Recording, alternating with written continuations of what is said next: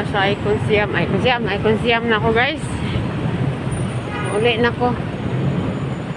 Baklay na ko, baklay. Ayan na, Icon Siam.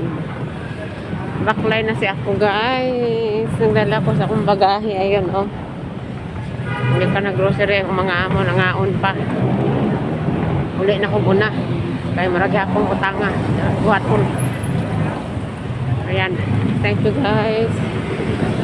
At ang mga new subscribers. Salamat sa inyong pag-follow sa akin. Ganda ng view. Oh. Ayan. Ganda ng view dito. Ah.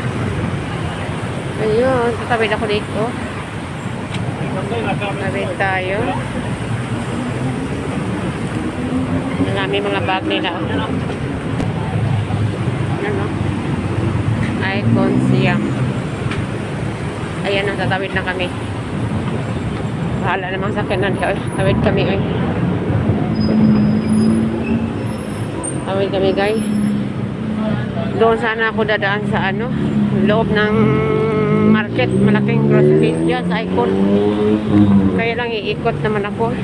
Nakapagod maghanap ng daanan. Ito straight na. Ayan. Dito na ako guys. May sasakyan pa naman doon oh. Sana isakay ako dyan. Bigat ang aking dala. Walang driver eh. Hindi ko ba yung driver? Wala. Punta ako dyan guys. Malaking building. Nahilo na ako eh. Sabagay, hindi ako nagutom. Meron pa namang sakayan oh. Wala namang driver. Walang driver. Ay, Diyos ko. Ang bigat na aking dala. Diba? Ayun. Punta ako dyan guys. Ay, may auto pa. Maligsan pa tadi oras. Ganganga ng daan eh.